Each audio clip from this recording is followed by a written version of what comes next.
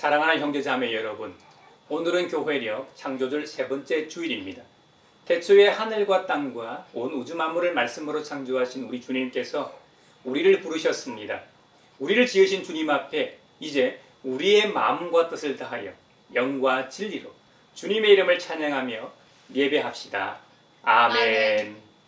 이 천지가 만물들아 복 주시니 주 여호와 전능 성부 성자 성령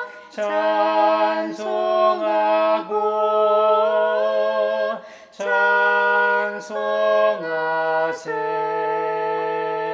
아멘.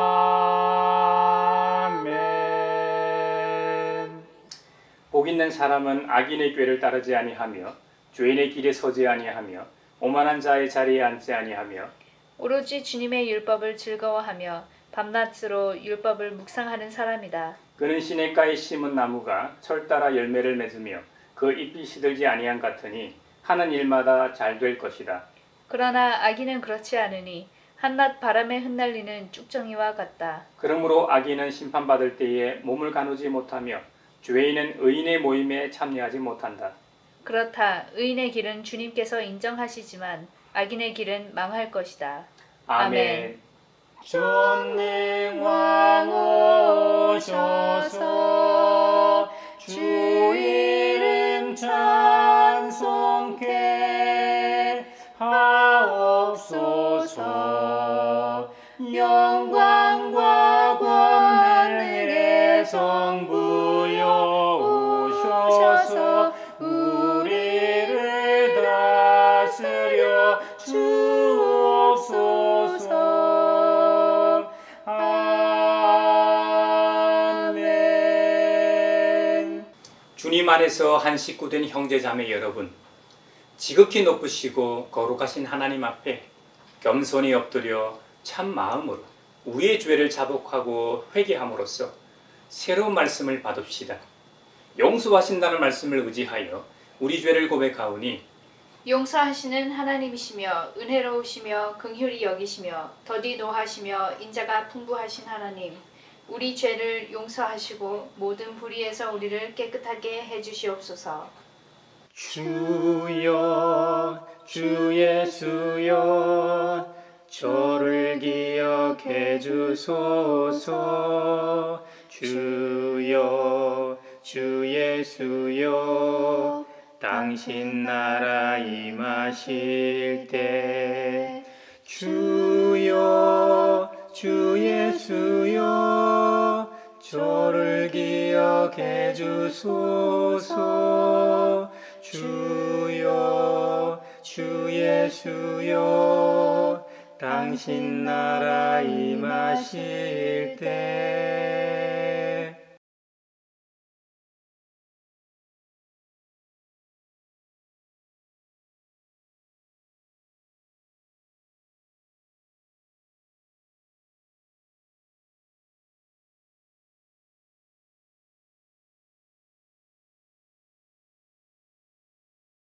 주님의 말씀이 여기 있습니다. 우리 중 누가 정죄의 자리에 설 수 있습니까? 오직 그리스도, 우리를 위해 죽으시고 다시 살아나신 주님뿐이십니다. 그 주님께서는 나도 너를 정죄하지 아니하노니 가서 다시는 죄를 범하지 말라고 말씀하셨습니다.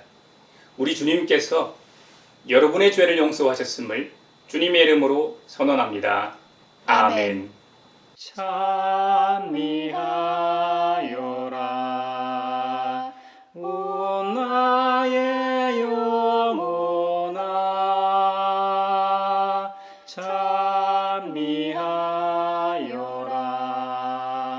거룩한 주 이름.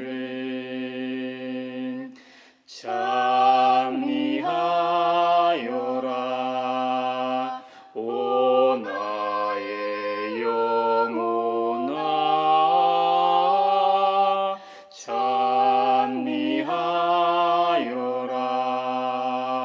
거룩한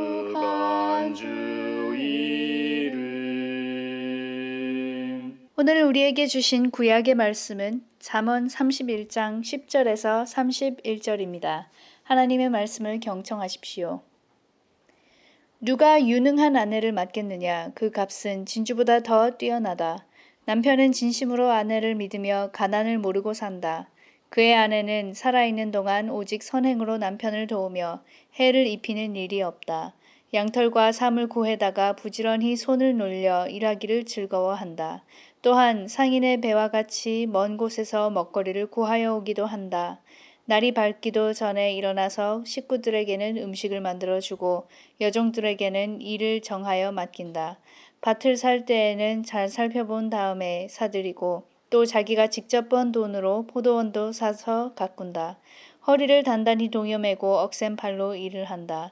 사업이 잘 되어가는 것을 알고 밤에도 등불을 끄지 않는다. 한 손으로는 물레질을 하고 다른 손으로는 실을 탄다. 한 손은 펴서 가난한 사람을 돕고 다른 손은 펴서 궁핍한 사람을 돕는다.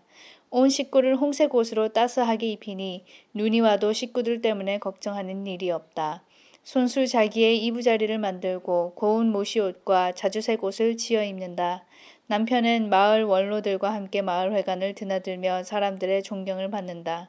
그의 아내는 모시로 옷을 지어 팔고 띠를 만들어 상인에게 넘긴다. 자신감과 위엄이 몸에 배어 있고 미래에 대한 두려움이 없다. 입만 열면 지혜가 저절로 나오고 혀만 움직이면 상냥한 교훈이 쏟아져 나온다. 집안 일을 두루 살펴보고 일하지 않고 얻은 양식은 먹는 법이 없다. 자식들도 모두 일어나서 어머니 업적을 찬양하고 남편도 아내를 찬양하여 이르기를 덕을 끼치는 여자들은 많이 있으나 당신이 모든 여자 가운데 으뜸이요 한다. 고운 것도 거짓되고 아름다운 것도 헛되지만 주님을 경외하는 여자는 칭찬을 받는다.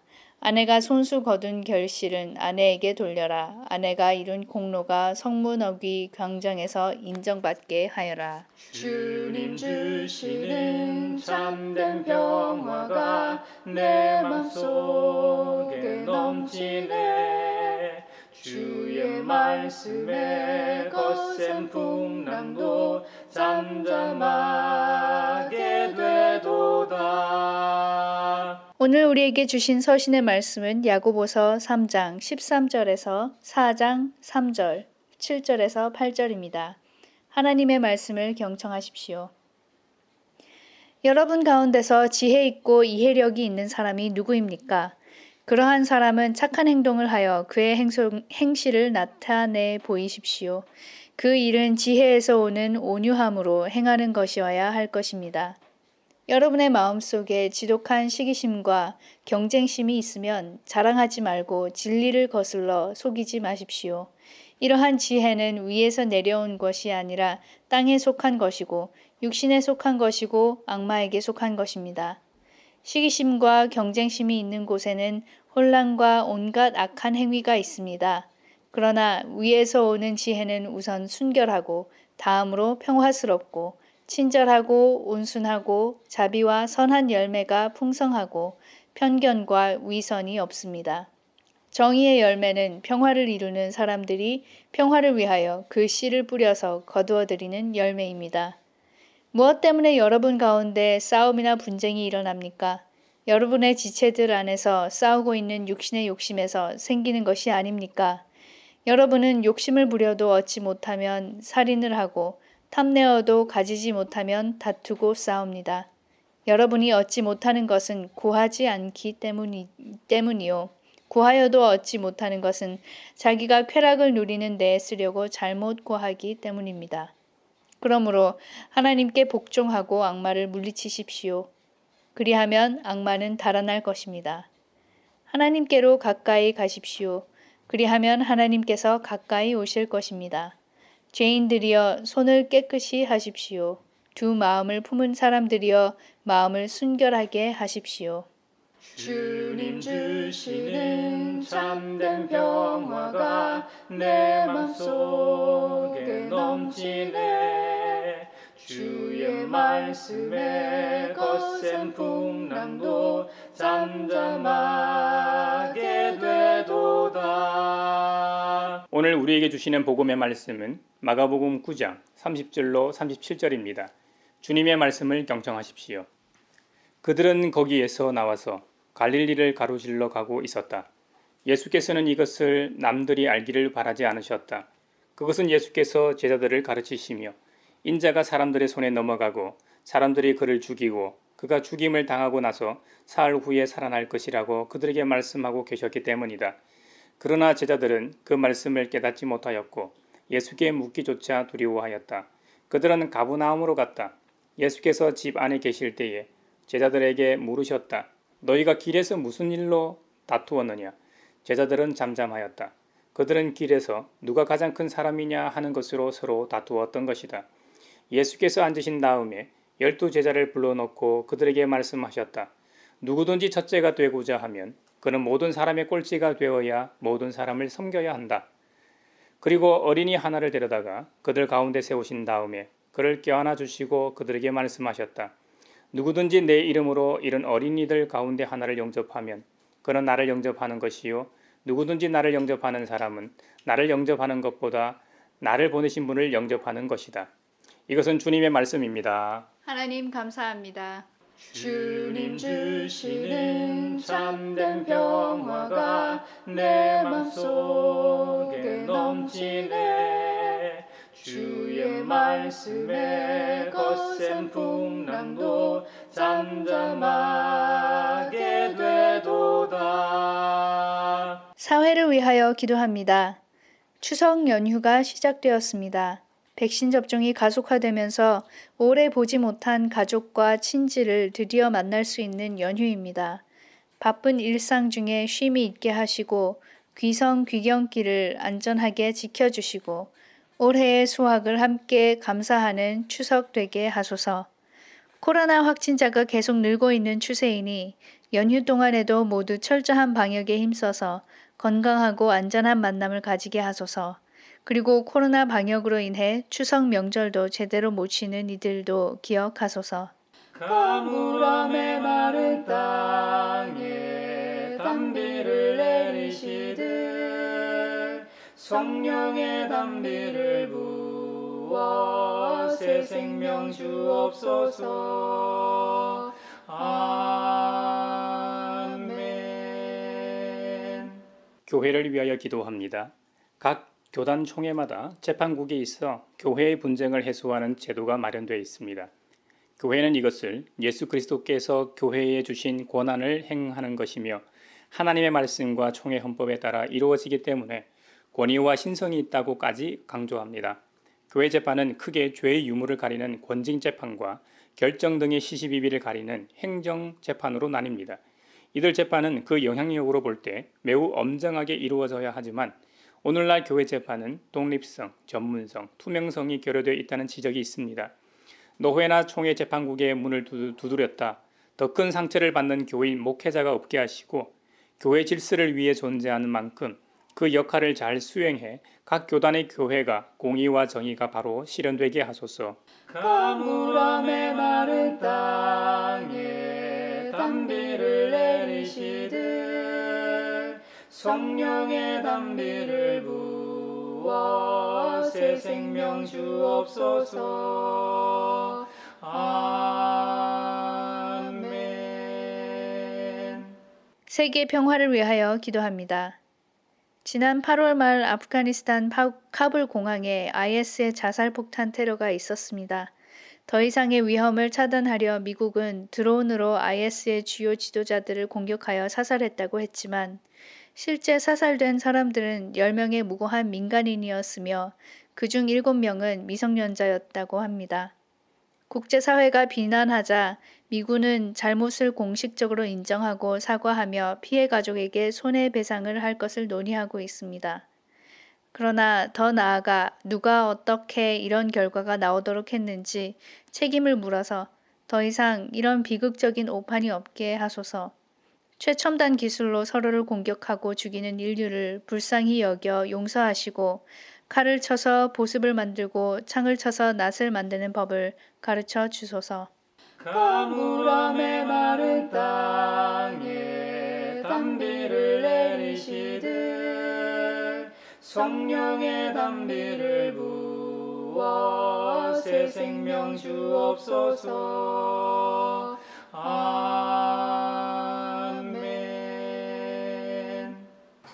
야고보서에서는 끊임없이 믿음이라는 것은 행함을 통해 입증된다고 강조하고 있습니다.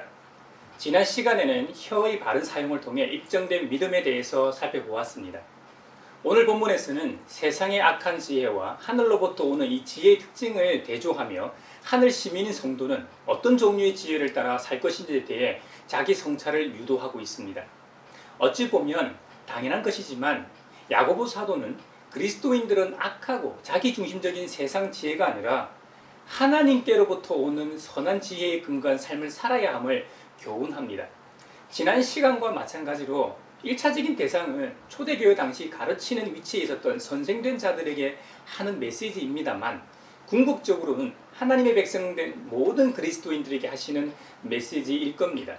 교사된 자들은 지혜와 총명이 있다고 하면서도 오히려 실생활에 있어서는 이기적이고 세상적인 욕망으로 가득 찬 사람들로서 성도들 간의 분쟁과 다툼을 일으키는 어리석은 자들이었다는 것이죠. 반면 하늘로부터 오는 참 지혜는 이기적이거나 편협한 개인주의적인 성향을 띠지 않고 타인을 배려하고 반드시 착한 행실로 나타나므로 그들의 믿음이 진짜 임을 보여줄 수밖에 없다는 것이죠. 이것은 무엇을 의미합니까?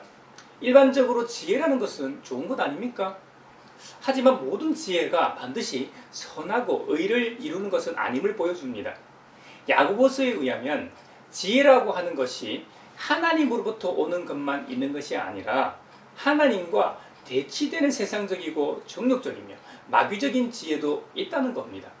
한마디로 하늘에 속한 지혜가 있는가 하면 세상에 속한 지혜가 있다는 것이죠.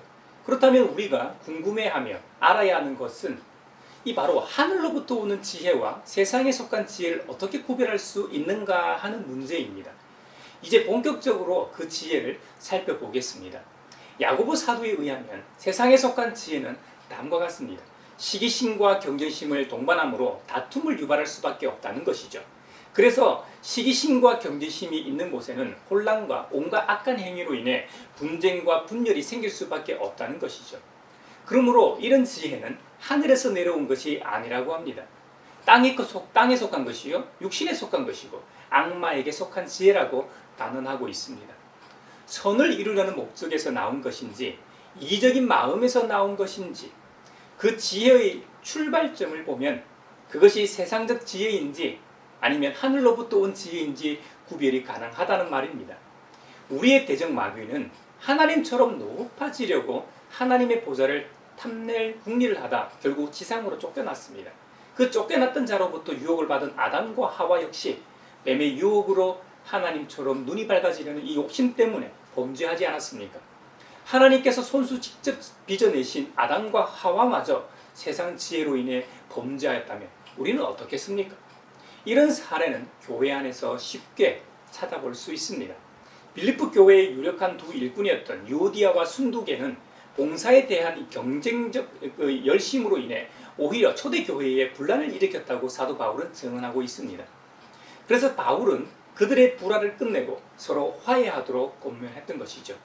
이들 모두가 시기와 다툼에서 출발된 헛된 이 지혜의 배단일 겁니다.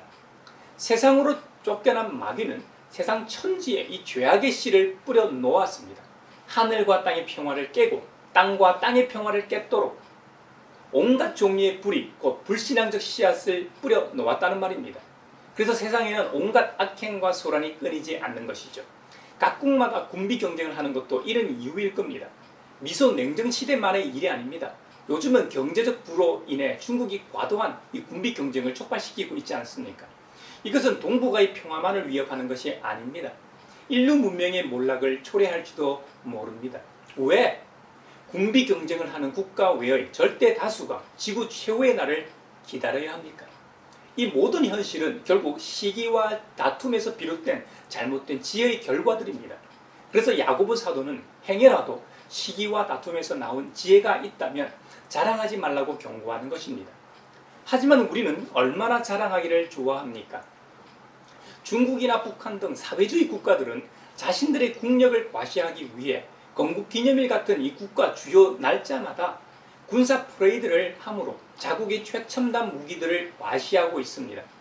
러시아의 대문호 톨스토이는 말하기를 헛된 지혜를 두려워하십시오. 세상 모든 악이 여기서 비롯됩니다 하고 말하였습니다. 모든 악의 근원이 헛된 지혜임을 지적한 것이죠. 반면 하늘로부터 오는 지혜는 다음과 같습니다.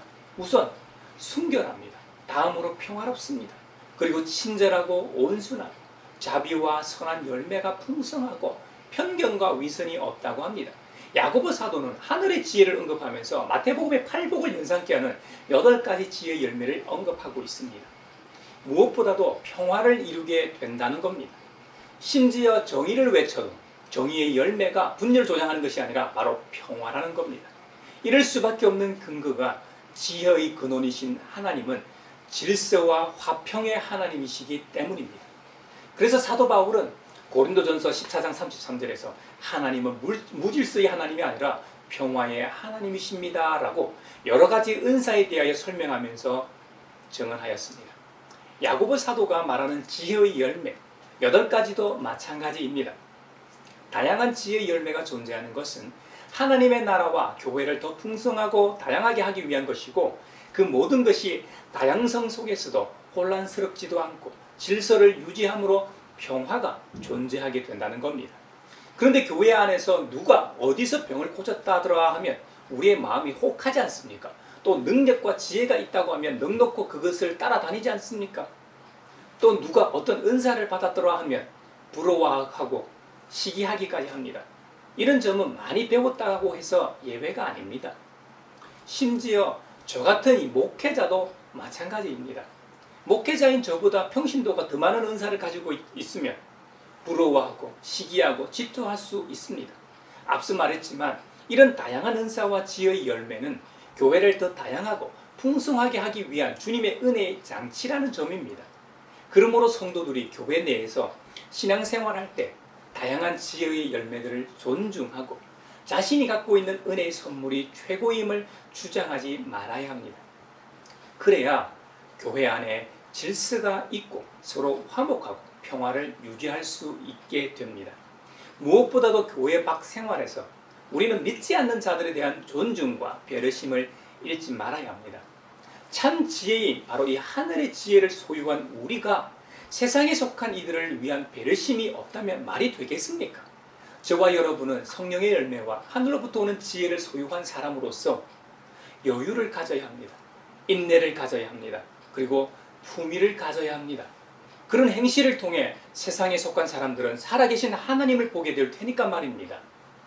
마가복음 9장에 보면 우리 주님께서도 비슷한 말씀을 하셨습니다. 아담의 유전자를 가지고 태어나는 인류는 타락한 자들로서 그들 속에 하나님처럼 높아지려는 씨앗을 가지고 태어난다고 해도 과언이 아닙니다.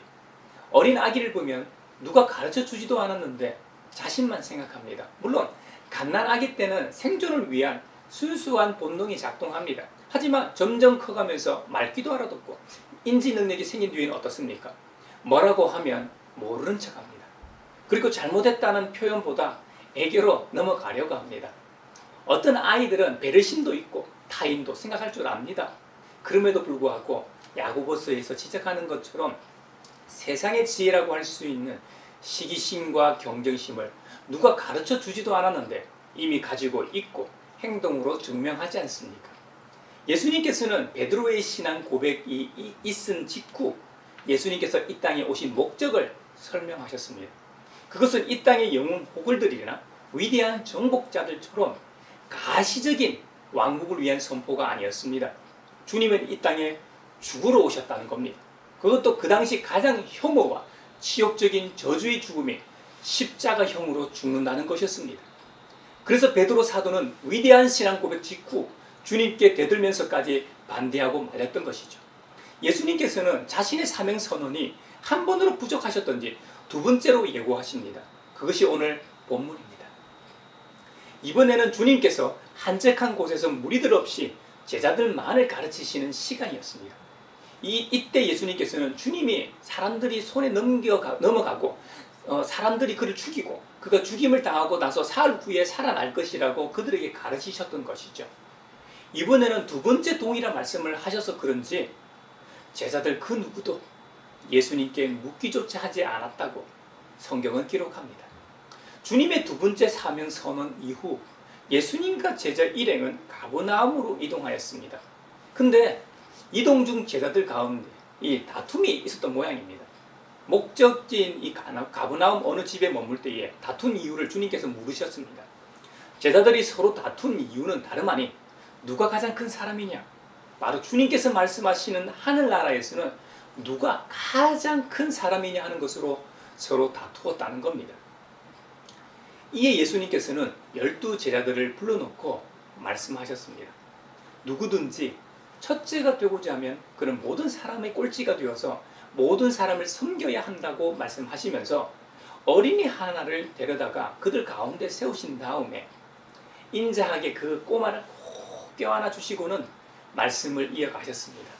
누구든지 내 이름으로 이런 어린 이들 가운데 하나를 영접하면 그는 나를 영접한 것이요, 누구든지 나를 영접하는 사람은 나를 영접하는 것보다 나를 보내신 분을 영접하는 것이다 하고 엄히 말씀하셨습니다. 하지만 주님께서는 주님의 사명 선언에 대항하는 베드로를 향해 책망하셨죠. 왜 그러셨습니까? 주님은 이 땅에 여느 사람들처럼 섬기기를 좋아하시는 분이 아니시기 때문입니다. 주님께서는 이렇게 말씀하셨죠. 나는 섬김을 받으러 오지 않았다. 도리어 섬기려 왔다. 내 목숨을 많은 사람의 대속물로 주러 왔다고 선언하셨습니다. 섬김의 역설입니다. 섬김으로 세상을 사랑하셨고 그 섬김으로 세상에 평화를 주셨습니다. 이것이 주님께서 선호하시는 방법입니다. 그러므로 그리스도인이 저와 여러분도 주님의 방법대로 섬김을 받기보다는 섬기는 자리를 자처하고 섬김을 우리의 기호로 삼고 즐겨야 하겠습니다. 반면 세상에서 평화가 깨지는 경우를 보십시오. 대부분은 자기의 지혜를 자랑하다 생깁니다. 한마디로 자기 자랑이 많아질수록 분쟁과 다툼, 소란이 발생한다는 겁니다. 이것은 자기의 유익을 구하기 때문이죠. 예전에 많이 불렀던 찬양 중에 나의 만족과 유익을 위해 가지려 했던 세상 일들 이젠 모두 다 해로 여기고 주님을 위해 다 버리네. 내 안에 가장 귀한 것 주님을 알미라. 모든 것 되시며 의와 기쁨 되신 주 사랑합니다 라는 노래입니다. 대부분의 이 세상 일이 나의 만족과 유익을 위한 것이 주 아닙니까? 물론 유네스코나 코이카 같이 봉사활동을 주로 하는 귀한 단체들도 있습니다만 대부분은 그렇지가 않죠. 대기업에서 많은 돈을 들여 대사회적으로 무슨 일을 하는 것도 순수한 의도는 아닙니다. 결국 기업 홍보나 이미지 때문에 하는 거 아닙니까? 우리가 안정적인 생활을 위해 집 마련하는 것도, 안정적인 직장을 구하는 것도, 좋은 조건의 배우자랑 결혼하려는 이유도 다 이런 이유일 겁니다. 하지만 우리가 바로 이 십자가의 주님을 만나고 나면 어떻게 됩니까? 부활의 능력 체험하면서 담대히 주님의 고난에 동참하고 심지어 주님의 죽으신 본을 받아서 그의 생명에 참여하게 됩니다. 이것이 하늘로부터 오는 지혜를 소유한 자들이 품는 생각이요 삶입니다. 북아일랜드에는 개신교도와 로마 가톨릭 교도가 사이에 이 길고 지루한 분쟁이 끊이지 않았다고 합니다. 수십 년의 분쟁 속에서 수천에 이른 사람이 죽었다고 합니다.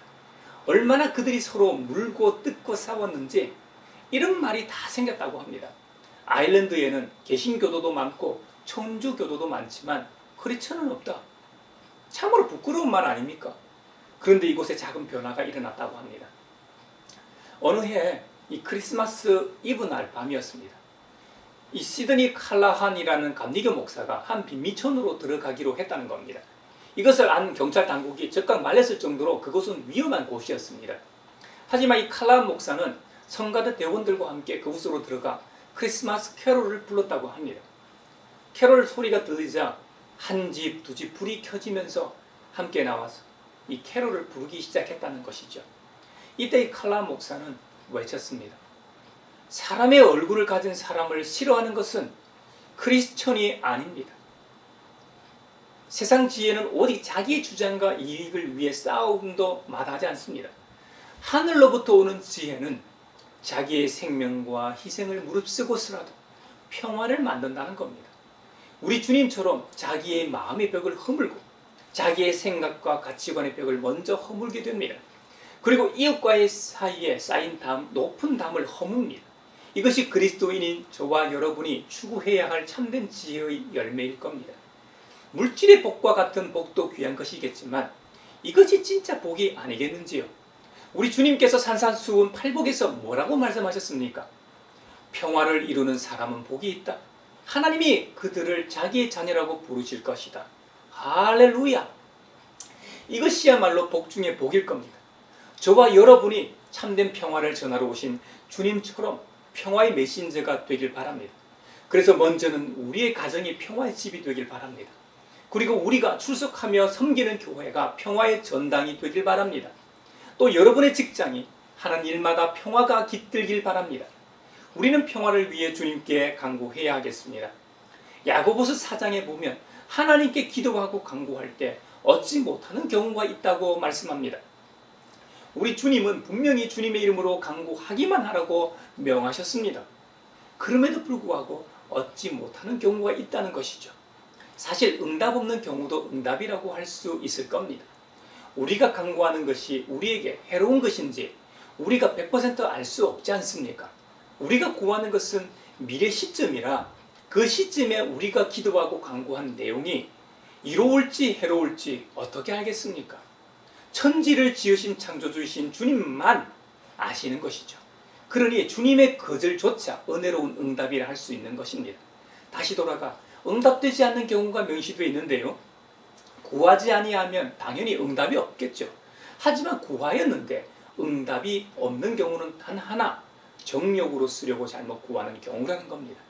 자기 쾌락을 누리는 데에 쓰려고 잘못 구하기 때문에 응답이 없다는 겁니다. 우리가 잘못 구하지 않고 주님의 뜻에 맞게 가깝게 구할 수 있기를 바랍니다. 그러려면 하나님께로 가까이 가면 된다고 말씀하십니다. 그러면 하나님께서 우리에게로 가까이 오신다는 겁니다. 우리의 마음과 자세가 하나님께로 향할 때일 겁니다. 우리가 하나님께로 가까이 가는 방법은 주님의 생명의 말씀이 기록되어 있는 성경을 읽고 또 읽고 마음에 간직하고 그 말씀대로 살려고 노력할 때일 겁니다. 그러면 어느 순간 하늘로부터 오는 지혜가 충만한 상태가 될 겁니다.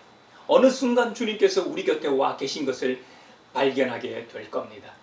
그러므로 그리스도인인 저와 여러분도 하나님을 가까이 하는 사람이 되길 바랍니다. 그러기 위해서 주님의 생명의 말씀인 성경을 읽고 또 읽는 성경의 사람, 말씀의 사람이 되길 바랍니다. 그리고 자신의 쾌락과 정욕을 위해 구하는 것이 아니라 하나님의 나라와 그분의 의를 위해 간구하는 저와 여러분이 되길 바랍니다. 그리고 성과 의를 이루지 못하는 거짓 지혜를 경계하고 하나님께 지혜를 구합시다. 오늘 야고보 사도가 언급한 8가지 지혜의 열매를 착한 행실과 온유함으로 결실하여 우리가 소유한 지혜가 하늘로부터 온 참된 지혜인 것을 증명하는 증인으로 살아가는 저와 여러분이 되길 바랍니다.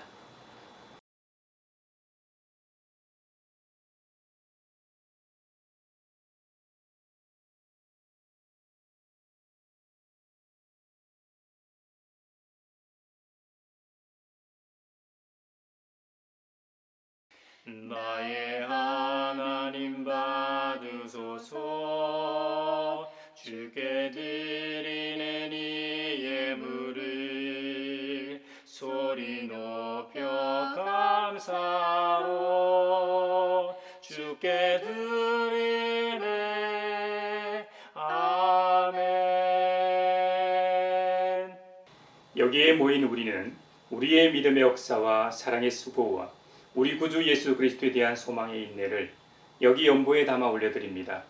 주님께서 말씀하신 대로 인색함으로나 억지로 하지 않고 우리의 혀를 제어하며 말의 실수가 없게 하신 은혜에 감사하여 각각 그 마음이 정한 대로 즐거운 마음으로 바치오니 향기로운 예물이 되게 하소서. 은혜의 주님, 우리의 정성을 어여삐 여기시어 주님께서 베푸신 은혜에 비하면 보잘것없지만 말씀하신 대로 미리 구별하여 드리오니 기쁘게 받으시옵소서. 우리의 가진 것이 비록 적어도 바치는 기쁨은 더 커지고 버는 것이 적어도 나누는 즐거움은 더욱 넘쳐 우리 믿음의 소문이 각처에 퍼지게 하소서. 우리 주 예수 그리스도의 이름으로 감사하며 기도하옵나이다. 아멘. 생명의 주 나를 위해 보배 피를 쏟을 때 바다 같은 주의 사랑 그의 자비 넘치네. 그 사랑 누가 잊으리, 그 찬양 누가 멈추리. 그의 사랑 그의 자비 영원히 기억되리. 평화 인사를 나누겠습니다. 주님의 평화를 빕니다. 주님의 평화가 여러분과 함께 하시길 바랍니다. 이제 축도하겠습니다. 하나님 나라의 백성으로 부르신 아버지 하나님께서 여러분에게 복의 복을 내려주셔서 언제 어디서나 여러분을 지키시기를 원하며 주님께서 그분의 인자한 얼굴을 여러분에게 비추사 필요에 따라 물질과 건강과 은혜 베푸시기를 원하며 주님께서 여러분에게 그리고 여러분의 가정과 하는 일과 자녀들에게 함께 하시기를 원하며 주님의 몸된 하나의 거룩하고 보편적인 사도적인 모든 교회와 코로나 종식을 바라는 이 나라와 세계 그리고 세상의 지혜를 경계하며 하늘로부터 오는 지혜를 사모하며 살고자 다짐하는 사람들 위에 평강 주시기를 성부와 성자와 성령의 이름으로 축원하옵나이다. 아멘.